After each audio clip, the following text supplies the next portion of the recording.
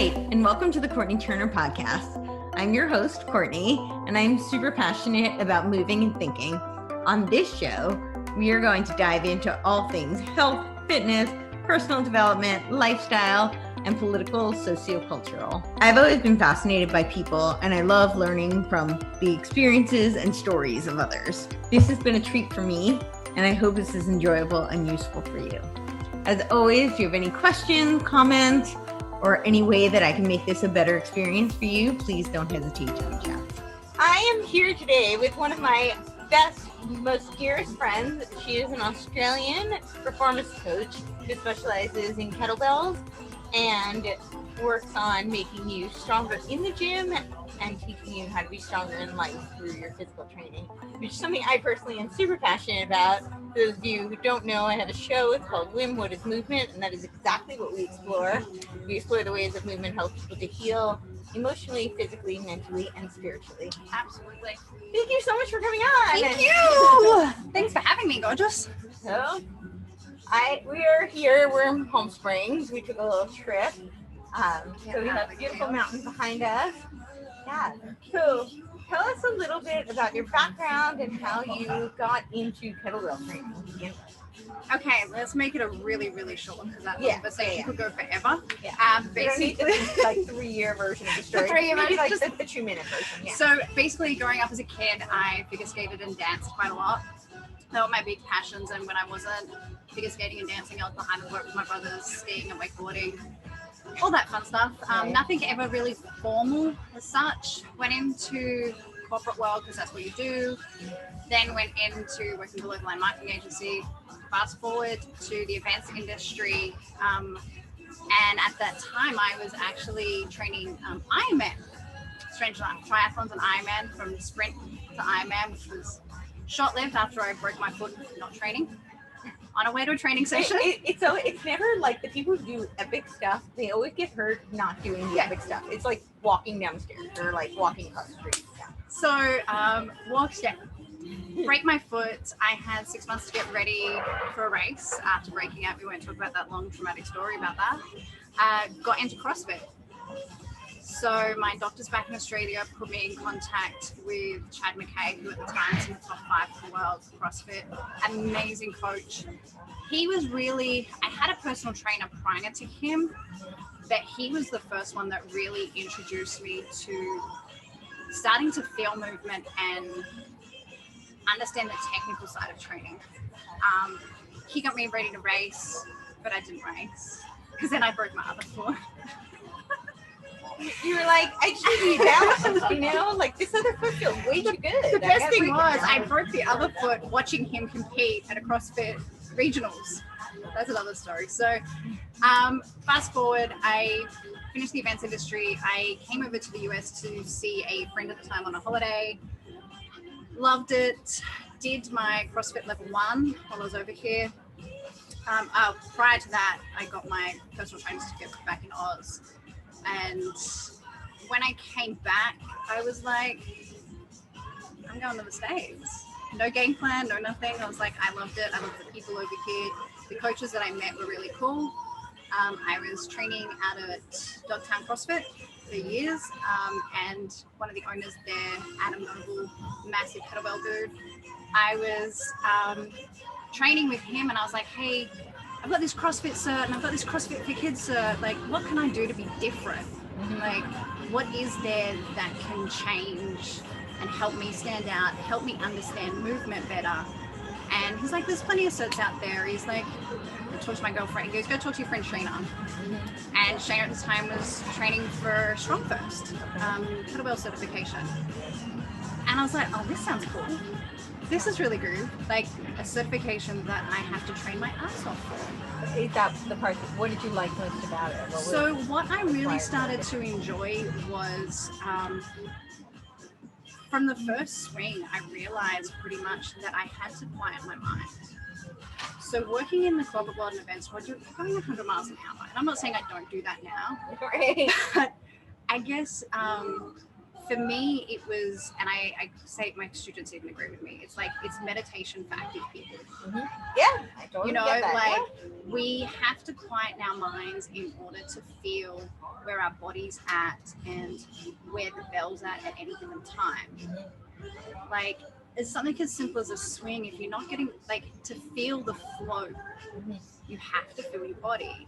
Yeah. And because of the big jumps in bell sizes, like, there's a lot of mental changes that happen.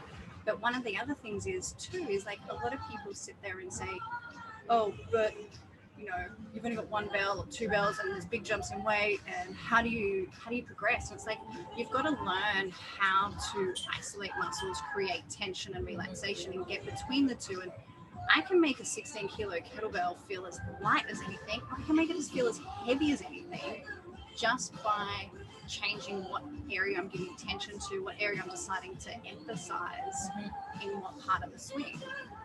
So it just fell from there. I was like, this is something I can feel myself constantly progressing in, because it is heavily repetitive. Right. So it starts to build also your self-confidence and your self-esteem, because as much as it can get, on the flip side, it can be highly frustrating. Sure. I'm like, training for my level 1, pressing a pair of 16 kilo kettlebells for 5 reps was literally death.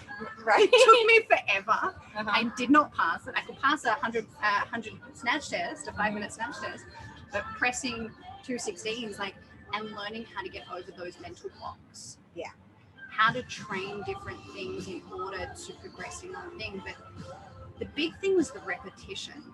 Yeah, I think that's so interesting, because I think a lot of people really want to do all this variety. I call it, and I don't mean to say this pejoratively, because I really love monkey business. I like hello. Yeah, I'm the human monkey. But I think that a lot of people, like, they want something that's just constantly different, constantly variety. Yeah. And there is some benefit to that, but I always say the body's good what the body does, right? Yeah. So having that kind of repetition, you're going to see consistent progress. And that's the thing, like, I think in order to address people wanting the variety, so I love my approach for a number of reasons, especially what it does from a mental and emotional aspect for the individual. But the other side of it too is, like, you can have variety, of course, but it needs to be specialized and focused in order to achieve something. So you take a look, like, right now I'm training for my 1-arm push-up. I'm using my bell stuff as, that's another. It's all mental. So anyway, you're I don't know, what do you, like, 8 inches taller than me? Maybe even a little more. Maybe a little more. Yeah. 5'10" and a half. Okay, yeah. There you go. So we're, like, completely opposite. 1-arm push-up is like something somebody dared me to do once, and I was like, oh yeah, and I just, like, hopped on the floor, wasted in a bar doing 1-arm push-up. Really, quite honestly, not something I ever really had to train super hard to get. Lots of, like, heavy weights I can't lift and do. But you're built completely opposite. Super long limbs. And yeah, so I can see that would be like it's real frustrating. Challenge. And then having, like, the injuries that I've had along the way, and all of them, like, none sport related. Like, my most recent was my C7 and what I did with that, and getting back to it. But with, like, talking about the specialized variety, I'm working with a coach, and while we train the push-up in various forms, like we do archer push-ups, assisted push-ups, that's all the push-up movement. But then what we're doing is we break down and look at the mechanics that are needed. So we need really good core strength. We need the cross connection of the left and the right, the top and the bottom, all of that stuff. So we're working things like renegade rows in different variations. Like, sometimes it's just a bent over row, or it's a true renegade. Are we doing it off the yoga block? Are we going to use another dumbbell? Like, how are we going to make that more challenging? But you're still using those pulling and pressing mechanics, and then working different plank positions in order to do that as well. Like working the reverse push-up versus a standard push-up to find those sticking points. Sure. And for me, that is where you get the variety from. Yeah, absolutely. Like, you can make anything vary. Yeah. You could do one push-up and find variety in that. You can use tempo, you can use pause reps, you can put weight on it. You can decide that you're going to focus on creating more tension in the legs than the arms. Absolutely. Yeah. And it's like there's you so can many put on different... ankle weights, which I love to do. You know, just, yeah. So yeah, people don't realize there's so many ways to add variety. Something you mentioned is that you find that with this kind of particular training, it does a lot for the mental aspect, for mindset, for connecting to your body is something I'm hearing you say. Absolutely. And I want to hear more about that. Like, how do you feel that, I think that's true of all training, but it sounds like you connect to this type of training more for that aspect. I think how it started for me was that just because of the repetition, that was one big thing, because you're keeping it to sort of core movements and core mechanics. But the biggest aspect was when I started to learn about how to use the breath with the movement and getting that feeling for it all. It really becomes moving meditation. That's it becomes that moving meditation side of stuff. And for me, I can make, like, one thing I use a lot of is, like, everyone knows I love the Turkish get up. Give me a heavy Turkish get up any day, all day, every full day. body movement, super technical. I love it. Yeah. I love all the different variations of it. But if you're not 110% focused in that movement, you could definitely kill yourself. Yeah. The kettlebell could drop on your face. It's a fact of life. If you don't have someone spotting you, fact of life. Someone like yourself makes it twice as challenging. Yeah. Because of your vision. And, like, from that aspect, it's really like, and I compare it to even like, let's use something, a better example than the Turkish get up, something that we can compare movements. So you've got dumbbell snatch, kettlebell snatch, barbell snatch, right? Yep. 3 movements. Why do I find that the kettlebell snatch connects me more to my body than a barbell or a dumbbell? And that's because of the shape of the bell. The movement, how dynamic the bell is in your hand. So when you think about it, you're starting off with the bell on the ground, you're hiking it back, you're swinging it, you're pulling it up, and you're punching it overhand. So the back of the bell ends up on the back of your hand. Now, if you're not in motion and you can't feel where that float is to punch at the right time, that bell is going to slam on that wrist. You're going to have shattered wrist, bruises, all the rest of it. If you're with a dumbbell, it's not landing anywhere. Like, the actual weight stays divided. With a barbell, if you don't feel it, it's just going to feel a bit ugly. You're landing. It's not like you could hurt yourself. Especially if it's heavy, you definitely can. Yeah. But it's not as technical in that sense. It doesn't require the same stability. Yeah. Bilateral movement. I think that's why, like, and you can compensate a lot more. Like, so a barbell, you know, if you've got one side that's super dominant, you can compensate because both hands are moving together. Whereas with the kettlebell, it's one or the other. And I think that's the thing. Like, you look at the snatch, the swing, the clean, they're ballistic movements that you need to feel what we call the float in order to change the direction of the bell, because at the end of the day, those 3 movements are identical.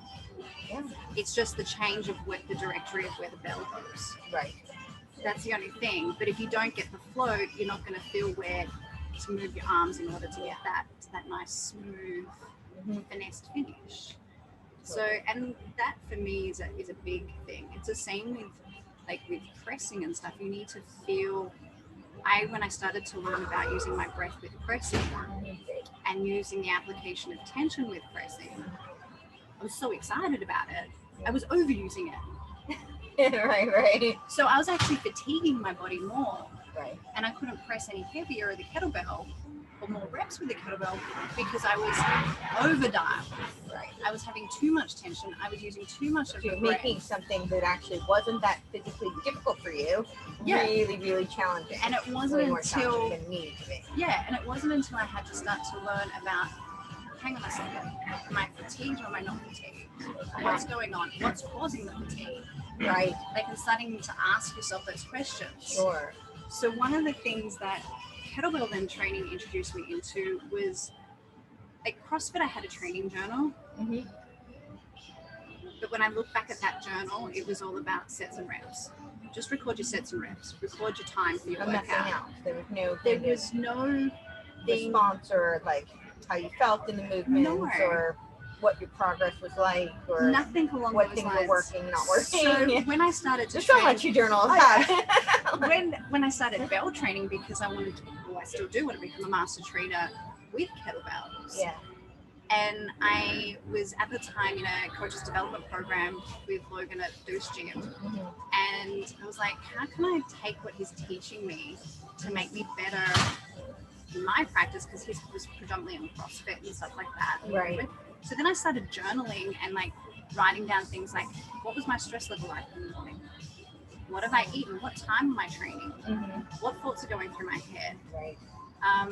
Then it got to the stage, like my coach a few years ago was like, honestly, you could tell me at a split second in a moment what happened when you play back your video, what you were thinking there, and then kind of like, yeah, pretty much. That's amazing. Because I would write that down. I'd finish a set and be like, what did I feel like?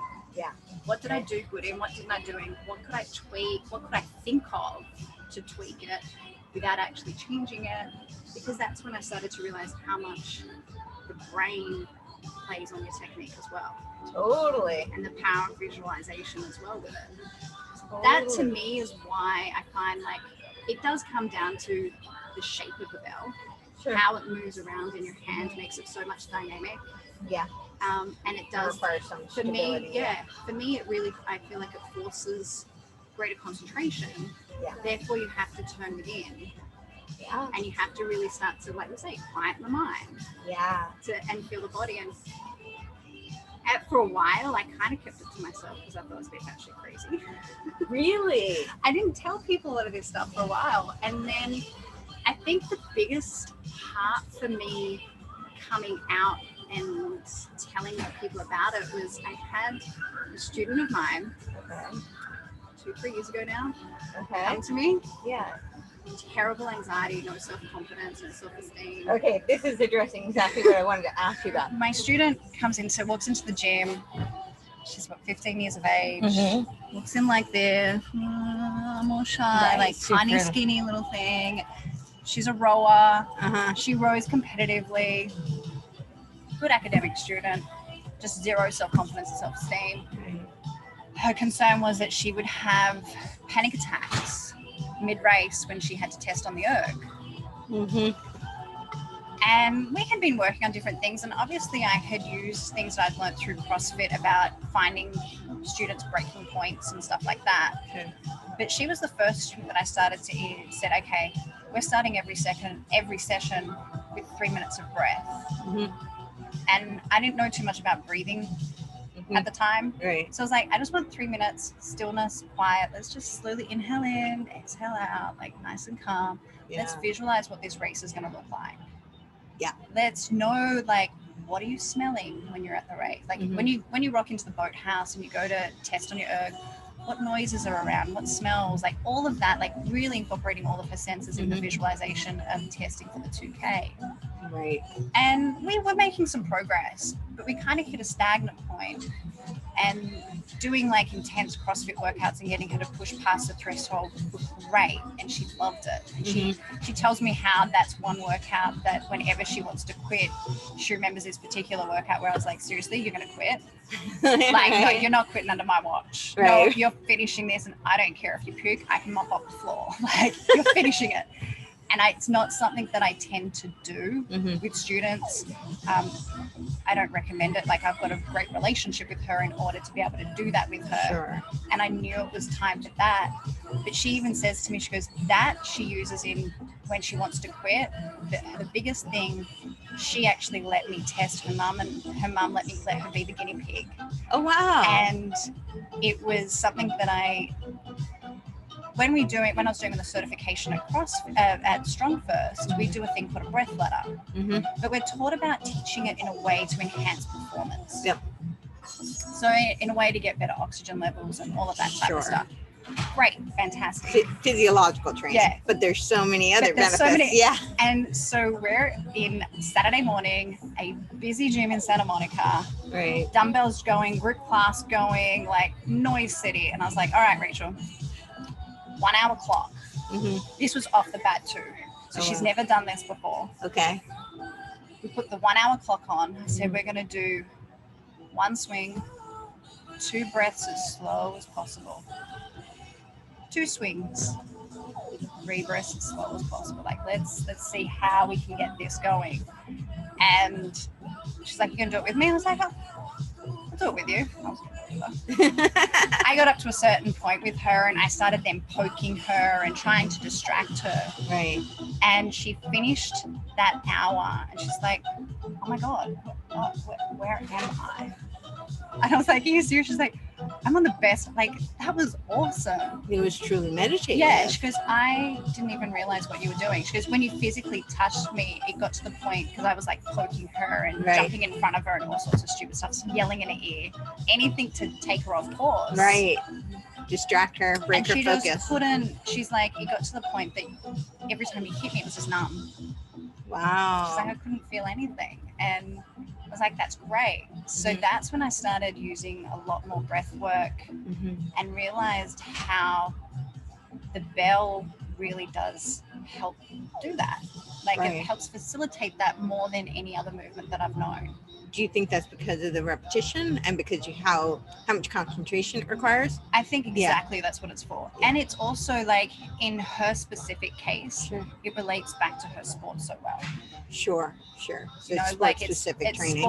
It's sport specific as well. So it comes back to like, I'm a big person with all of my students in teaching them why.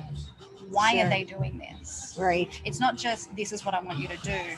So I love that. Personally, I'm somebody who benefits a lot from I want to know the why behind everything. So as a little kid, I was the why kid. And actually my mom got me, it was the Snoopy answers to the why questions. I made her read me the astronomy one every night. And I think she really regretted getting me that present.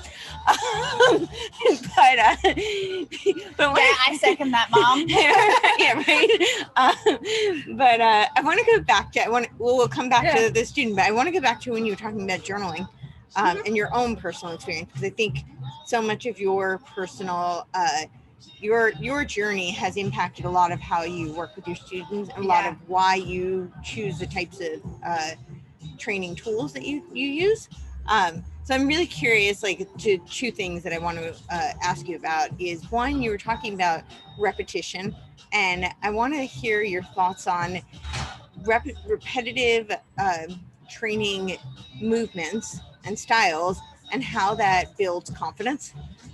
My dad used to always say that confidence is knowing you've done something before and knowing you can do it again.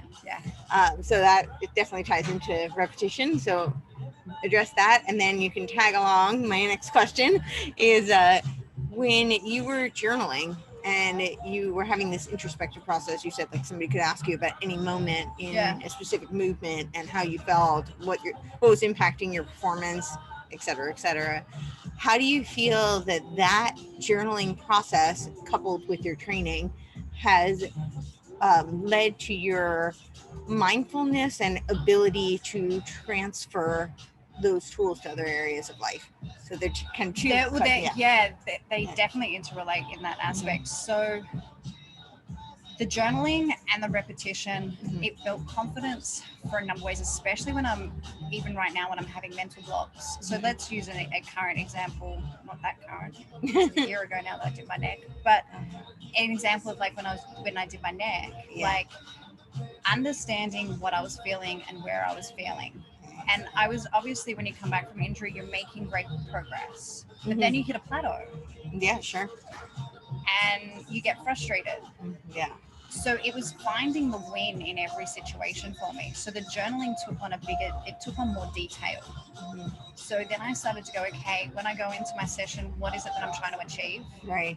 And because I'm doing the same workouts time and time again, it was like, okay, last time I did this workout, what did I do good in? What didn't I do good in? What did I want to improve next time I did it? Right. And refreshing myself on that, and then coming back into the current training situation and taking those learnings to make sure then that I was progressing that way. So when I was having flat moments, my coach is like, hey, go through your journal. Yeah. Look at what happened, a week ago, 2 weeks ago. You couldn't do X, Y, and Z, and now you can. Okay, you're still not where you were. Right. But you're making the progress. It enabled you to see clearly how much progress you had made, where you came from and where you were going. And what also helped me understand is I started to realize that the times that I was having sticking points was when I was obsessing on the future and I was obsessing on where I used to be. Right. So it really forced me to let go of that ego attachment. Sure. And go, hang on a second. And also forced you to be in the present. In the present. Recognize that your current situation is not the same as where you will be or where you were. Exactly. Yeah. And understanding that I can come back stronger from something. Yeah. So it was from that aspect, like it's that constant side of it. And with the kids, like I work predominantly with teenagers. Yeah. So tell me a little bit about that and like why. Yeah. Yeah, we'll get there. Yeah. So working predominantly with teenagers, that's another reason why I like my own training is my method with my kids in that sense. And I've got this aspect of play with it all. And that's where the journaling, like learning different ways to trick my mind or to do different things. So hang on a second, if I'm not quite getting, say for instance, the turnover in the pullback in my clean isn't the way it should be for whatever reason. It's like, okay, what can I do differently? Or is there another apparatus that I can use that can train that same thing to help me? So that's why I find that the repetition and the journaling combined together help you to bring confidence and self-esteem to an individual. Then to the next level, to answer your next question of how it transfers to life, is then it's the application of basic skill transfer. Sure. It's the application of looking at the struggles that you've overcome in order to progress somewhere else. Remembering those thoughts and feelings of where, I think Rachel's a fantastic example where she's like, that workout that I wanted to throw up in and I wanted to die and you let me finish it. You didn't care what my time was that I finished. Yeah. You just wanted me to finish it. Yep. She goes, the sense of accomplishment that I had in that moment. And she goes, how I realized that I actually could have gone harder. Yeah. And she said for her, that she now uses that when she wants to give in. Yeah. She's like, why will I give in for? Mm-hmm. She uses her, and I'm the same thing, using your ability to, it's the feelings that you get in a workout, whether you finish the workout, don't finish the workout, that helps you to see the adversity that you can overcome to handle change and adapt to change. Yeah. Because the movement's bringing you back to feeling your body, to understanding your emotions and your thoughts and going, okay, hang on a second. What elements can I control? What can't I control? Totally. How can I use this elsewhere? Absolutely. And so especially with my kids, the teenagers that I'm working with, the mindset component of working out is what they really use to transfer into their daily life and into handling their stuff with school. I think one of my favorite examples, I've actually got it on my Instagram feed. I did a beach ladder a couple of weeks ago with 4 of my kids, and Colin he's said a few amazing things. They all have, but 2 things that Colin said. The very first time he did it, Rachel and I knew what to expect. Rachel's a seasoned pro at it because she can't get enough breath ladders with me. But this particular time was the first time Colin and Kylie came, and we didn't give them my instruction to these 2, because these are kids who have trained with me for a long time that really know how to move well. So the instruction was, guys, okay, we're warmed up, ready to go. 1 swing, 2 breaths, 2 swings. So we're going to go up by 1 for each for an hour, stop where we stop. No guidance on how to breathe, tempo. Are we going for time? We're going for time, but are we meant to get as many reps as possible, or are we meant to get as least reps as possible? None of that context was given to them. There was no context whatsoever. Just swing and breathe, swing and breathe, swing and breathe. And they just had to figure it out. Let's get there. Yeah. And Colin at the end turned around and he said to me, he's like, oh my. I go, what's that? And he's like, I feel so much happier and lighter. Oh. He goes, I just felt like every time I was just letting go of what was holding him back throughout the moment. And he goes, I started off because I came here and I was in an angry mood because of stuff that had gone on. Because I feel so much better for it. I was like, that's amazing. Awesome. This is the type of stuff that we want to do. Sure. And he was saying, when he starts to get stressed out now, he turns to that. That's amazing. I tell you, when I was like when I first graduated from college, I had to make a choice between. This is not to knock therapy. I think therapy has a very valid place. Yeah. But I had to make a choice because they were both very expensive, and I had a trainer and I had a therapist, and I had to choose between the two. And I chose my trainer because I said that, you know, as much value as therapy may have, I felt I was getting much more from viscerally working through my emotions than I was from talking about it. I was having this like analysis paralysis. I can talk about things till I'm blue in the face, and it doesn't necessarily get me anywhere because I need to take action. Yeah, exactly. And, you know, I felt like with training, though, I could process. We hold things in our muscles. Yeah. You know, our body, there's a book, The Body Keeps the Store, and our body, the body keeps the score. Sorry. Vanderkolk, and Bessel Vanderkolk is the author, and he's phenomenal. But, you know, we store in our bodies. And so it was really, for me, I was like, okay, if I have to make a choice, I think that's what Colin was speaking to, that this was a tool for him to work, process physically, viscerally. And it was funny, like my early days of training, I had an adult student of mine. She's a high-end divorce attorney. Okay. Wonderful woman. It was a few weeks before a wedding. Lots of going on, high stress, all the rest of it. And she came into the training session, and I was just like, oh my goodness, how am I going to train her? And she's like losing her mind. I'm like, here's a slam ball. Go over there for 5 minutes.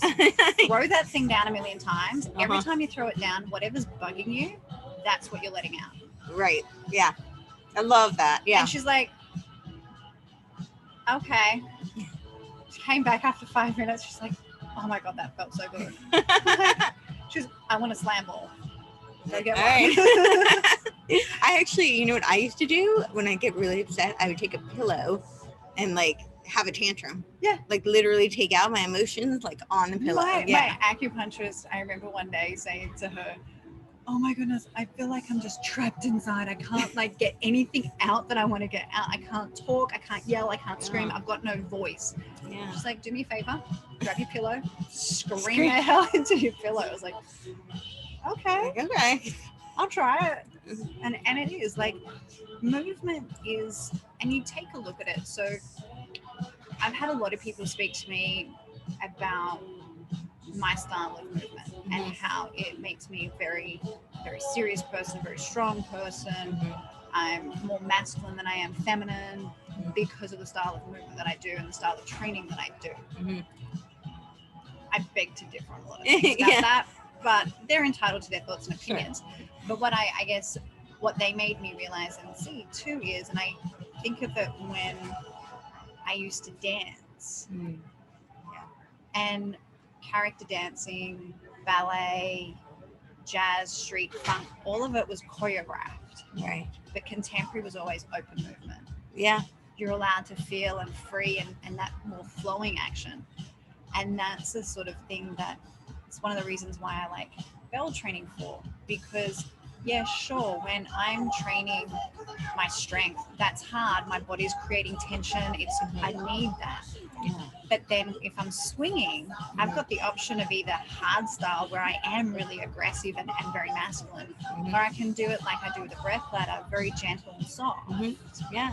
So you've got that yin and the yang, and you've got the tension and relaxation. Well, it's also very rhythmic, and rhythmic dance is rhythmic. So you can really get into, I mean, I've seen kettlebell work. I have not mastered it, but I've seen kettlebell work that is like truly like watching dance. You know, where somebody's so fluid in their movement and they're, you know, doing things that are very complex and combining them together like a full routine. Yeah. And it can be like watching a dance. I've watched some people like the new kettlebell flow thing. Like it's not my jam. Sure. I'm not gonna lie, it's not my jam. I like the structure. I like having it's just me. Right. And also it's for what I'm trying to achieve. Right, sure. I don't find that the flow goal specific, the flow doesn't suit what I'm trying to achieve. We do like the athletic flow style stuff. Sure. Strong person that for shits and giggles, some of us, but it's not, but it is. It's like it's art. It's like I like I always say, like now I've forgotten my own quote.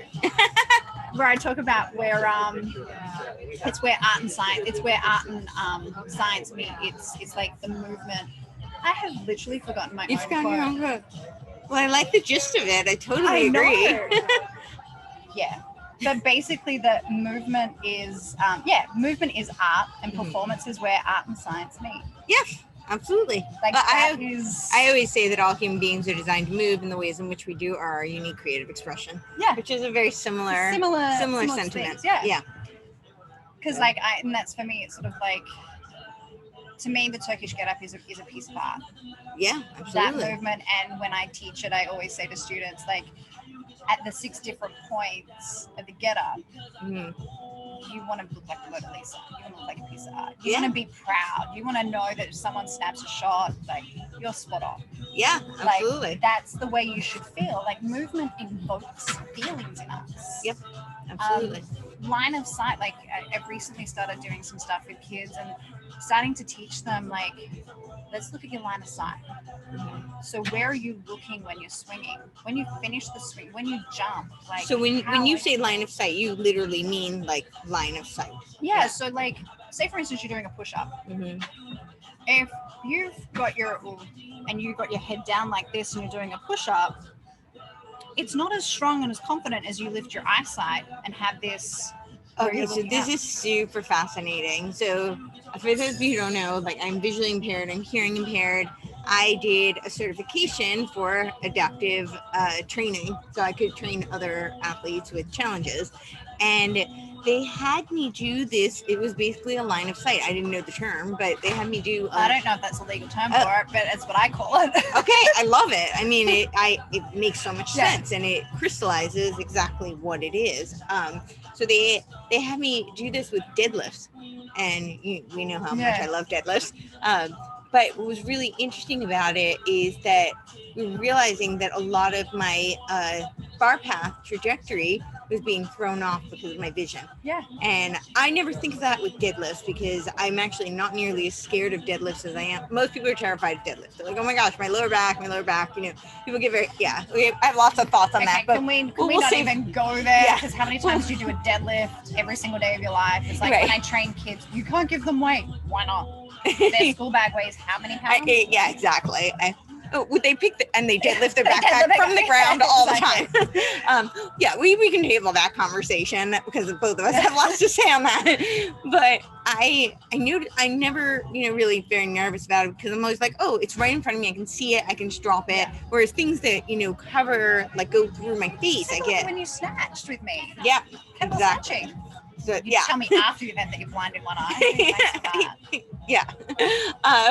So so they realized that was throwing my bar path off, and so they had me stare kind of diagonally in front of me the whole time. And I realized, like, the strength that I had in doing that was so fascinating, because, like, without even thinking about bracing my core, and I intrinsically just intuitively did that, because I was focused on one, fixated on one point. So I think it changed a lot of, because I don't get the most from parallax, and I think that throws off my balance and my proprioception. And I don't have great vestibular with my hearing. So, but not that you would ever know. Like, can I just make that known? Like, seriously? Thank you. I really appreciate that. So so I think that this line of sight training is so powerful. It's a powerful thing in aiding in helping them get stronger, but it's also what it does for their self-confidence and self-esteem. So when you think about it, a person who is confident is usually looking up, and they're looking around, and they're very active, and they can see, where a less confident person has usually got their head down and this sort of thing. So when, like, if we use the push-up as an example, by changing your line of eyesight, it slightly changes your neck position, and therefore your neurosystem changes, and you're actually then able to fire quicker and faster, because the nervous system, the way I like to explain it to my students about the nervous system is, when you're in school and you used to have the string and the paper cups and you talked, and if the string was taut, you could hear each other, but if it wasn't, you can't. Sure. Right.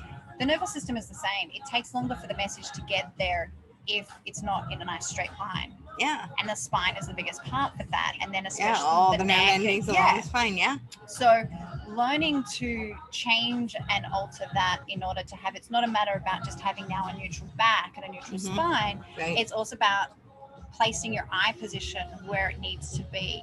And that changes everything. It's the same when you like, say for instance, when you're pressing, Right.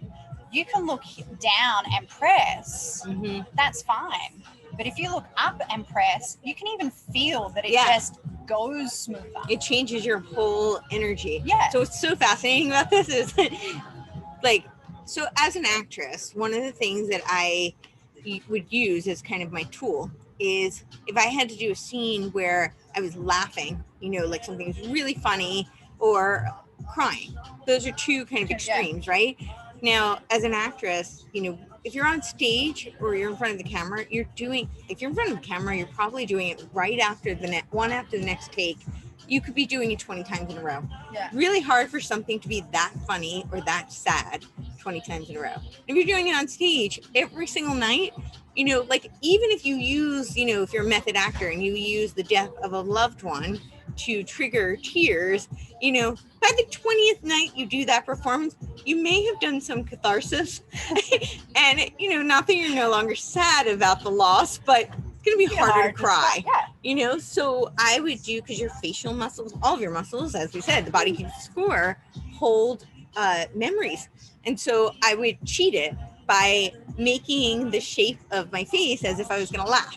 And then I would start to actually feel like something was funny and feel laughter, or vice versa, like, you know, make a really sad face and start to feel, I mean, I can even feel it now, like you start to feel emotional. Yeah. And so people always comment on how, like, when things get really hard in a training session, I start like smiling, and I do it to trick myself, you know, because then it feels easier. I'm like, oh, you know, like I'm enjoying this. And I think that's exactly what you're talking about with the line of sight, which is, I've never really put those two together. That's fascinating. Yeah, it's like, it's even when, like, I remember one of my coaches saying to me, where your eyes go, the bar goes.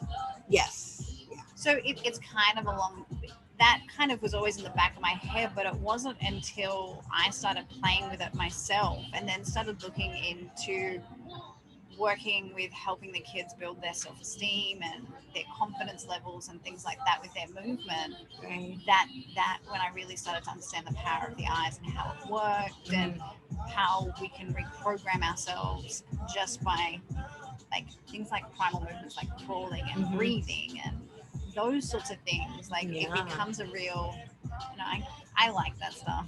Like I find it interesting, I find it fascinating, and I think it's something that allows you to look beyond, like when I think of movement, we get taught like you've got to do X, Y, and Z. Right. You know, start here, transition through this, finish in this position. These are your points of performance, blah, blah, blah. Well, let's face reality, we're not all built the same. Yeah. Case in point. you know, some people's legs, the proportion of their legs to their torso are off, or their arms are off, or like yourself, you've got disabilities in your vision and in your hearing. Like there's so many different things, and like I work with children on the spectrum, so that creates another beast. Absolutely. As well. And you need to start to look beyond the textbook and find other meaning. Like for me, one of the things that, and this is like me going back in time when I first started with CrossFit, I was so used to training for Ironman and training on my own. Right. So I remember when I started, I was like, Chad's like, well, let's get you into group class. I'm not doing group class. No, I have a coach. That's what I do.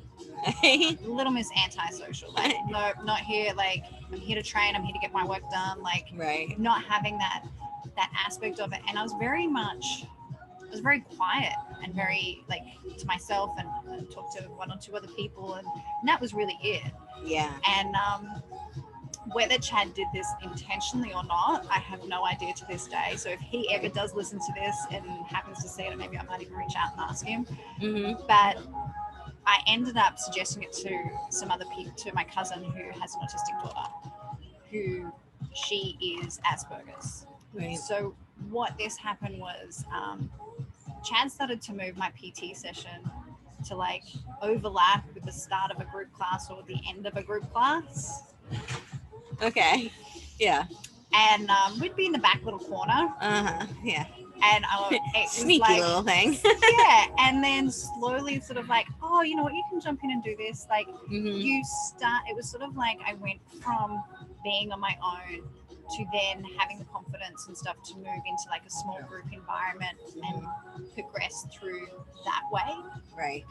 On that aspect. And I think that's the other side of movement, where I started to see how movement and fitness can actually help you come out of your shell. Sure. Goes back to the building confidence, right? Yeah. But I think it's more than just building confidence, because I think it's also how much we learn about ourselves. Oh, definitely. I think that's a huge part of it, which I probably does build confidence. It builds confidence, it builds self-esteem, it builds awareness, it builds a level of consciousness. Yeah. Yeah. And it doesn't just make you conscious about yourself, right. and teaches you about you. It helps you then to recognize and see things in other people. Sure. I think that it's a way of, when we have a level of consciousness, it also allows us to have more empathy and understanding. Absolutely, of course, for other people, and that's something that we really do need. Sure, absolutely. Like, we need to have that feeling of understanding that what we go through, someone else can well and truly go through as well. And you can then start to see, especially if you're journaling, you can start to see the traits and the signs and the triggers that create certain reactions within yourself. Yeah, absolutely. So then it helps you to see it within someone else. Right. And then know how to approach that person or potentially help that person or vice versa. So yeah, absolutely. So that's a really good segue. I want to hear a little bit about, you work mostly with children, but you have worked with adults. Yes. And I want to hear, like, what are some of the differences you've noticed in working with children versus adults, and why do you feel your work with kids is so important? Like, why do you choose to specialize in working with kids or teenagers? One of the biggest reasons, I'll get back to the difference between children and adults. It's simply put, my training is there to build our next generation, to give them the tools to make them stronger at school, at life, at sport. Yeah. It's something that I realized later in years, and whilst there's not a thing I regret in my life. I don't regret anything that I've done. Right. Some things I'd love to go back and do over again. I always say, I'd like to press the rewind button, please. Yeah, can I do it again? Yeah. Knowing what I know now, of course. Yeah. You know? Because I guarantee I could make it even 10 times more fun than what it was back then. Right. But it's the ability to give them those tools that I didn't have when I was a child. Can you elaborate on that? Like, what do you mean by that? By giving them, holding that space for them. I work with teenagers and they share things with me that they may not necessarily be sharing with I know that they're not sharing with their parents. Right. And helping them navigate through different things. And that is something that I definitely had a lot of support growing up. It's not that I didn't, believe me, but I didn't understand the power of what it was. I didn't understand what dancing was actually doing for me. Right. I didn't understand. You didn't have the mirror there to process the value. Yeah. My Ironman training, I didn't understand what else it was teaching me about life. Yeah. And for me, that is why I love working with teenagers particularly, is because they want to learn. Yeah. Like, I must admit, I don't take on a lot of students. You have to want to learn, because my whole thing is I want to teach you. I want you to want me and not need me. I want to give you what I've been given to help me get through life and achieve the successes that I've achieved in life. I want to pass that on to you and help you grow. And Beautiful. I find that with teenagers, that's what they're willing and wanting to do. Right. I also feel that there's nobody really in that space giving them the complete picture. Like, yes, we've got a ton of performance coaches out there, Sure. sports specific coaches out there, coaches that train, like your soccer coach, your team coaches, all of that. It's very myopic. Yeah, there's nobody that's teaching them the transferring of that into life. Yeah, so powerful. And that's why I feel really drawn to it.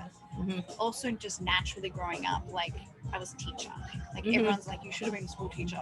At school, I looked after all the new kids. Like I was the peer support leader and all of that type of stuff. Sure. So for me, it's just been part of me as well. I love working with kids because they allow me to play. They teach me as much as I get to teach them. I love that. They challenge me as much as I challenge them. And especially when they've been with me for a little while, some of them they have to get knocked around a little bit sometimes from time to time because they try to outdo me and it becomes a little bit of competition, but it's healthy and fun. Yeah. Where the adults that I teach, they need to be open. Mm-hmm. So the adults that I do have that I'm coaching right now are fantastic because they're open to it, but they haven't all been like that and they definitely haven't all started that way. Right. And I think every coach can tell you of a story of a student that they've given advice to and they haven't listened to, and then down the track something happens and they finally realize that they should have listened to you, what you said years ago. There's all of that. I just find that the adults, they're so caught up in using other avenues to help them understand themselves and grow themselves that they're not open to seeing what movement can teach them, what a workout can teach them, how an MRAP can be different to rounds for time, that you're doing the same movement in the same rep scheme, but just a different, whether it's task orientated or time orientated, like you've got, and how you can take away that and apply it somewhere else. Yeah. Like adults, I find most of them are too busy to appreciate that, and they're just there to sweat and move because they think that's what they've got to do to tick the box. Right. Or, like I said, they're not open to understanding how it can change them in life. Yeah. And what lessons are there. So that's for me why I love working with teenagers in particular, with kids in particular, because it's an opportunity basically to give them what we do later on in life. Right. Help them start to understand their story. Help them to start to understand their why. Start to create healthy habits for them now to manage their school and their stress. Yeah.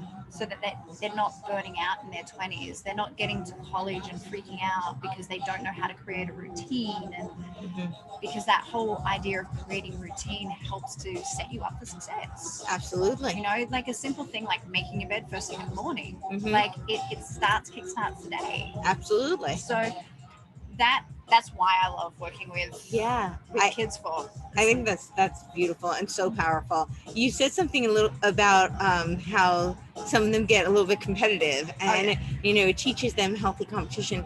And I think that is so powerful, especially in today's culture. Yeah. Where we live in kind of this participation trophy society where, everybody's just handed a gold star, even if they didn't, really do anything. They didn't earn it. And I think one of the things that movement really teaches you, sports and any kind of training, you have a goal and you have to work for it. Yeah. And, you're not going to just get a trophy just because you showed up for the day. Showing up is important. You have to show up for the day. But I think it's so great that, I think we're being taught that competition is a bad thing.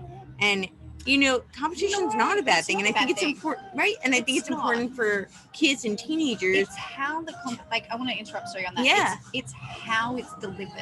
Yeah, absolutely. It's how it's so. Well, you said healthy competition. Yeah, it's healthy competition. So, like, point blank saying that it's a fail or a pass, that's not healthy competition. Okay, like you must get in the top 3 of X, Y, and Z. Like that's not healthy competition. Understanding your results, competing against yourself is healthy competition. Absolutely.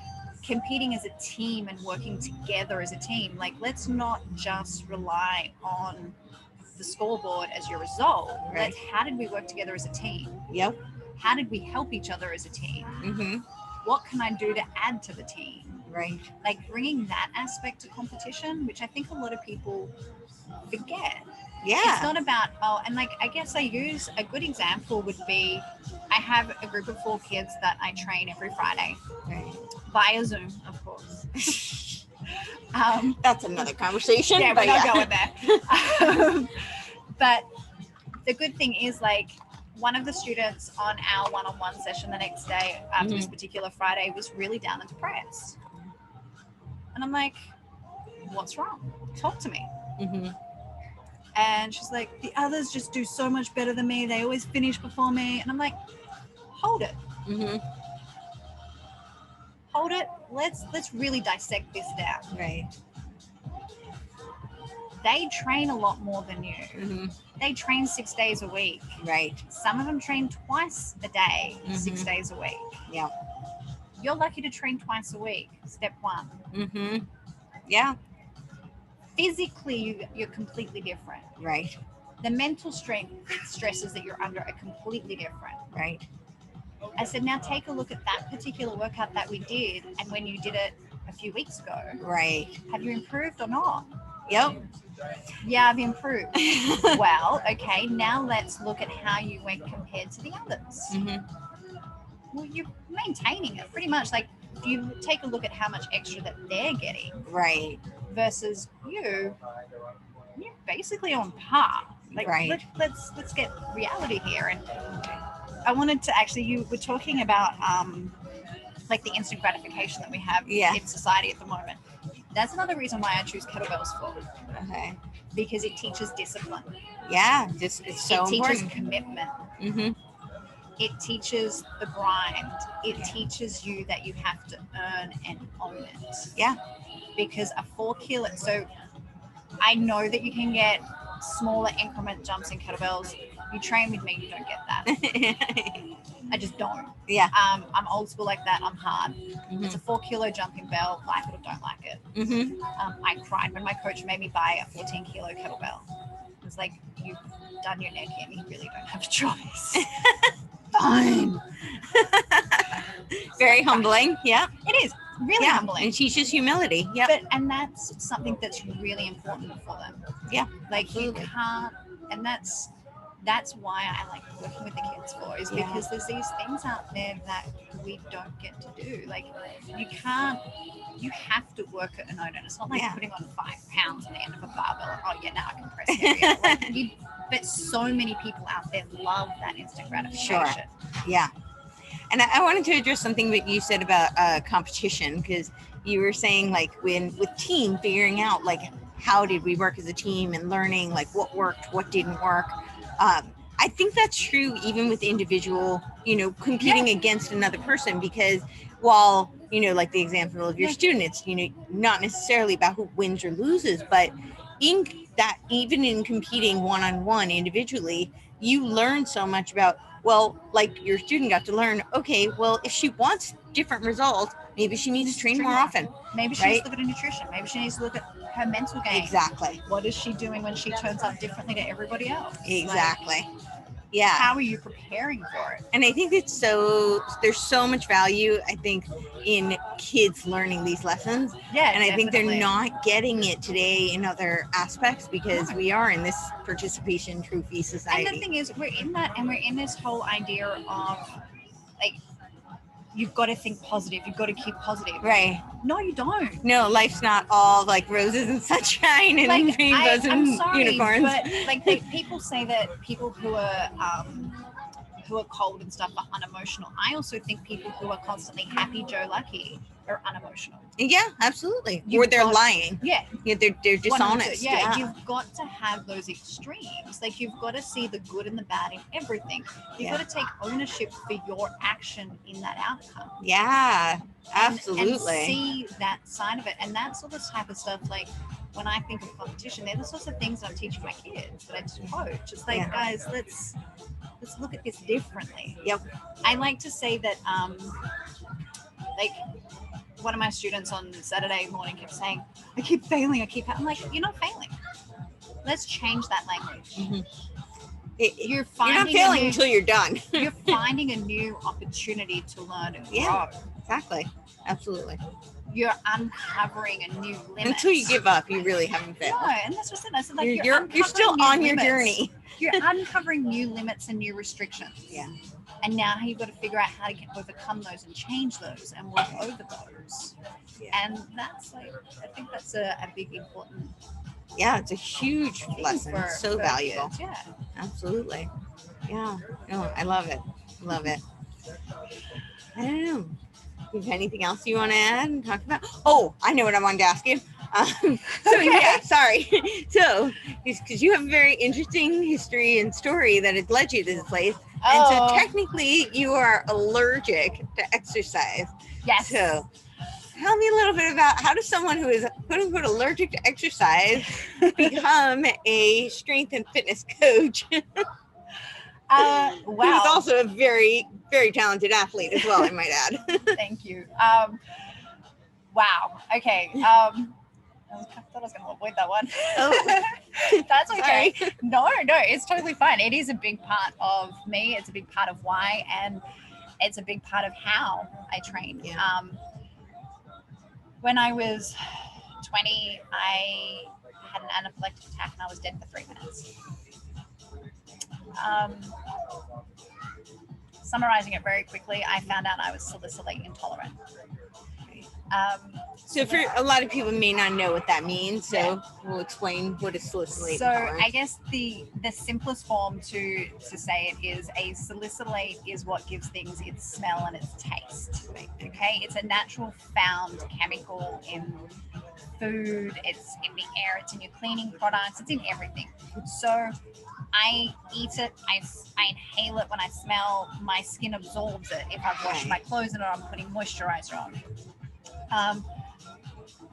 So when you learn of this, and this was when I was back in Australia, I got, obviously, I was dead, and thankfully I came back. Thank goodness, yes.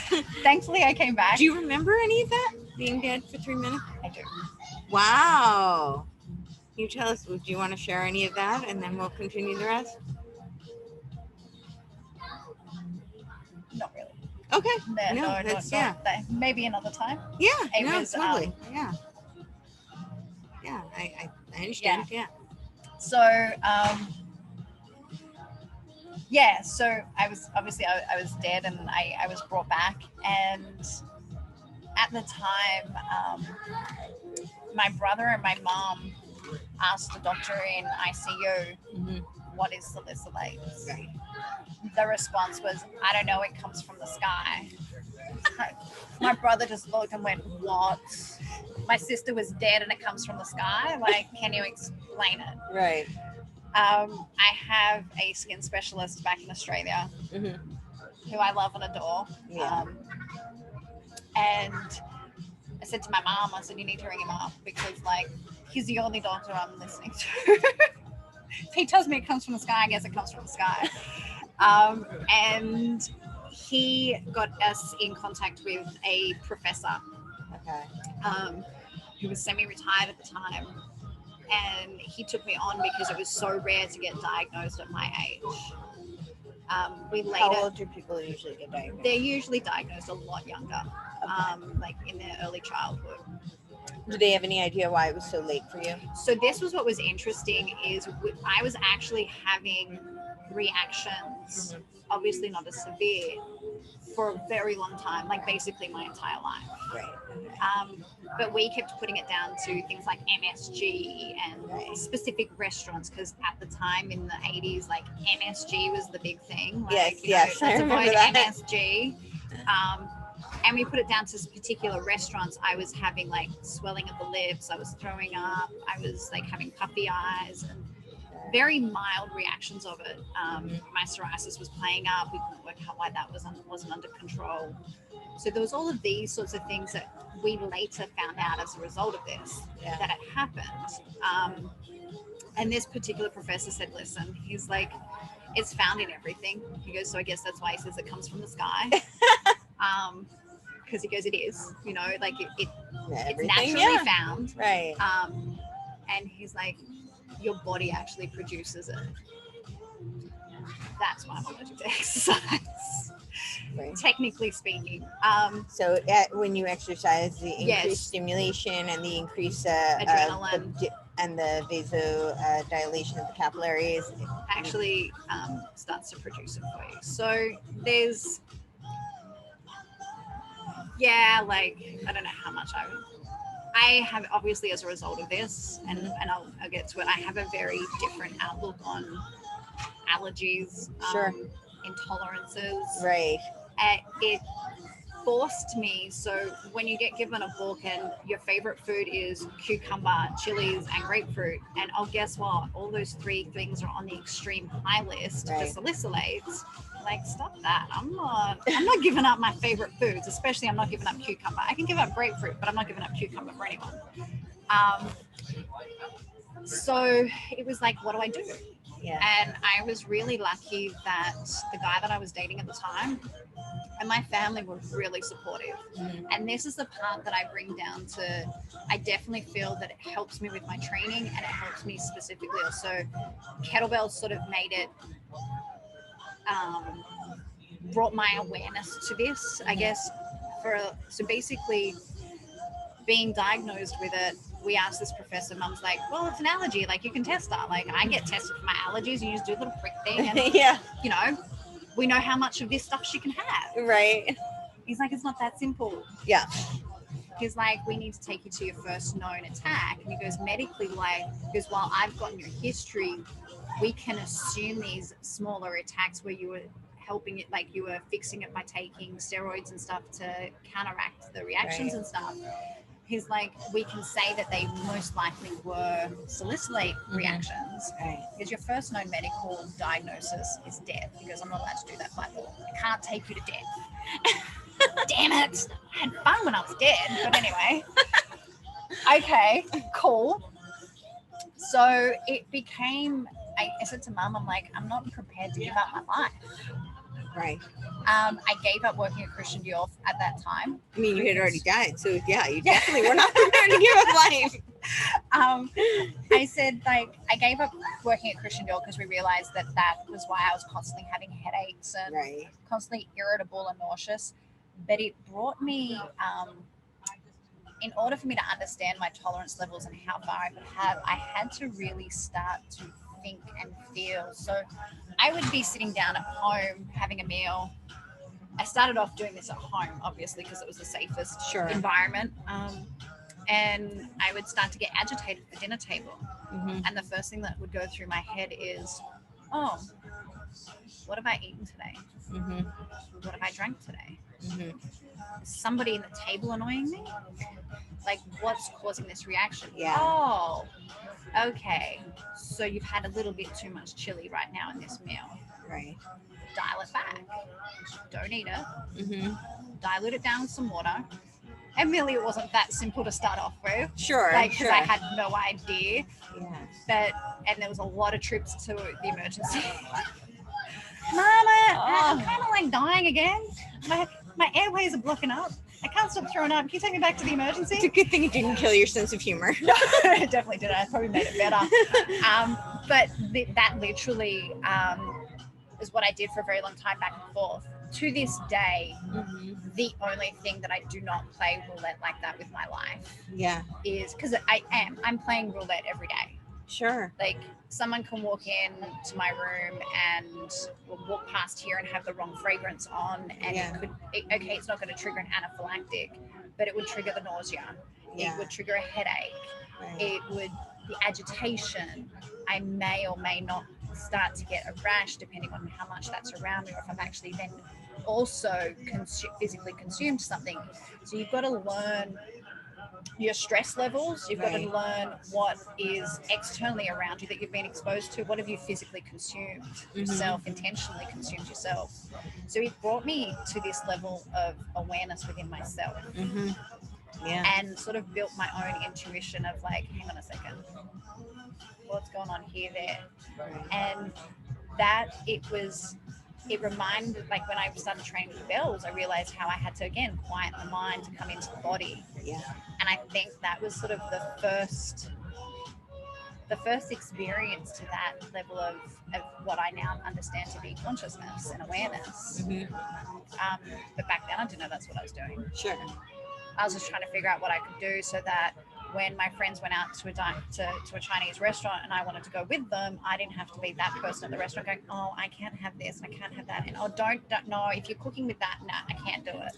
I didn't want to be that person. Right.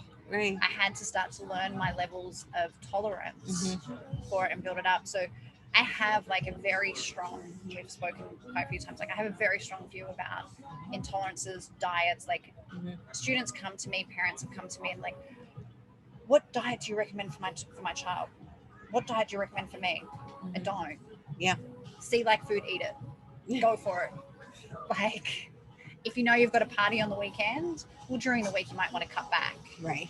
So you can really enjoy and not feel guilty, because there's that's another Again, whole the other discipline. conversation that we can have about emotions and eating and how one negative turns into 7.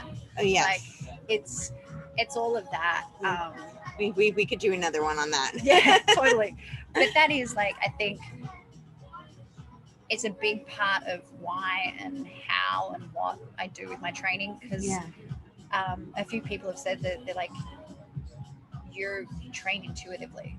Like I don't really have, I shouldn't say I don't have, I do have an outline, I do have an education on it. Yeah, of course. But a lot of it comes with, what do I feel, what am I getting energetically off my student? So we start every session having conversation. Because people aren't like out of a textbook. No. We're all so unique and different, and what works for one person might not work for another. Exactly. And that's why like I see my death as a gift. I see it as a gift. I see my allergies as a strength and as a gift. I love that. From that aspect, when I look at it in reflect to my own life, and also to how I teach and coach my students and what I'm giving them. Is it because it is giving you a value for life? Is it because of the lessons you've learned, or? It's given me a value for life. Yeah. It's given me a lot of lessons. There's a lot of times I get frustrated. I'm like, you idiot, you've been given a second chance. Why are you procrastinating and doing X, Y, and Z? Like, you should be doing this and that. Why did you waste your time doing that? There's all of that aspect of it as well. Right. But in amongst all of that, there's growth. I'm understanding another layer of myself. Yeah. I'm understanding, like, you take a look at like 2020 hits. Yeah. Okay, like let's just take a look at this. Like 2020 hits. It's a totally normal year. It's like every other year in history. So like for me, I've been over in the States for almost 7 years now. This year was like, oh my God, sweet, got my green card. I can go gun ho. Yeah. I can finally do everything and anything I wanted to do. There's no visa restrictions. There's no nothing, right? This is awesome. Shut down. Okay. How am I going to adapt to this? How am I going to change to this? Right. Yeah. Well, you've gone through one of the biggest challenges and had to overcome one of the biggest obstacles in the fact that technically you should be in a bubble. You should have your own bubble with your own oxygen. No one's allowed in. Like it's being extreme, obviously. I'm being extreme. But like I look at it was like, so at the time I was working for Dior. So what did I do then for an income? Well, I changed occupations, didn't I? Yeah.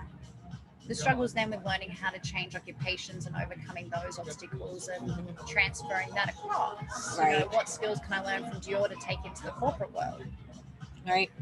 Okay, well, when I was working at Dior, I was a makeup artist, but I also had to do the admin side. So I guess that's a skill that transfers across. Like those sorts of things, like understanding the transfer across from that. So when COVID hit, I'm like, well, shit, okay. How can I adapt to this? What can I do to change? Besides the fact that common hygiene should just be a normal, everyday thing. Like, hey, yeah, no, we were supposed to have flying cars, but instead we're teaching people how to wash their hands, you know. Like back to basics. Like for me, I guess like that's the thing. Like I play roulette every day of my life. Absolutely. But I wouldn't have it any other way. I really wouldn't, because it means that I can adapt to change. I've learned how to adapt, how to change, how to find different ways to do the same things. Like going, okay, cool, I want to be sociable with my friends. So what do I have to do so I can be sociable with them? Well, you need to take control of what you do yourself. Like, what do you wash with? What do you wash your clothes with? Right. What do you spray in your house? Like, do you spray in your house? Like, all that type of stuff. You know what I mean? Like, so that when I go out with my friends, I can sit down and just be like a normal person. Right. So it teaches you to prioritize what's important. And like, that's the thing. Like, like I said, I have a very different, and that's when it comes back to like diet and nutrition and stuff like that, with why I have a very strong view of it all. I'm sort of like, yeah, whatever. I definitely do not dismiss people with allergies and intolerances. Sure. But I do get frustrated. Sure. I think is a better term, because there's a lot of people out there that are restricting their intakes of certain foods for no reason, and then therefore creating health issues for themselves and creating intolerances for themselves. And then people like myself who were born that way, your sister as well with her allergies, and I've got friends out there who are in critical condition, are getting picked on when they do have to be that person at a restaurant and say, I don't want X, Y, and Z, and the waiter rolls their eyes going, oh really? My sister is anaphylactic to peanuts, and she's not always as diligent. A lot of times I'm the one who's like has to be the whistleblower, like make a big fuss about how she can't have peanuts, and but I do find exactly what you're talking about, that a lot of time people will kind of roll their eyes because these days there are real celiacs, but these days everybody is gluten free. Everybody claims that they have gluten intolerance. Like you'll see me, like, well, last night's dinner. Right. I had mashed potato, that upsets my stomach. Right. I had wine, which really is taboo for someone with salicylates. Yeah. But I know how to accept that discomfort that I'm feeling, and I know what to do to reduce it from being anything too serious. Right, so you don't die. Yeah, and you also learn a way to sort of... Because you're a cat, you only get 9 lives.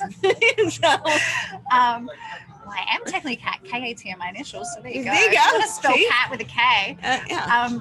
But it's sort of like the whole... you also learn boundaries, I guess, as well.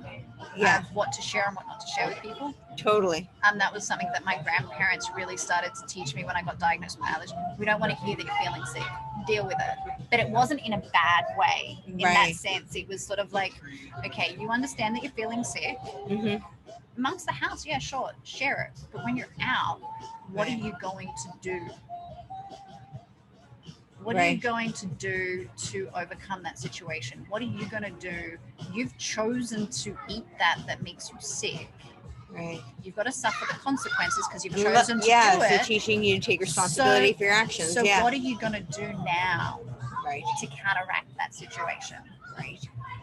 Other than whinge and complain to everybody at the table and make drama about it all. Like, there's got to be something else. Like, own it. Yeah. Or just don't do it. Right. And that's another thing that I think we need so much more of today. People don't want to take responsibility for their actions. And you've been forced to learn how to do that. That you don't get a choice. You have to take responsibility for your actions.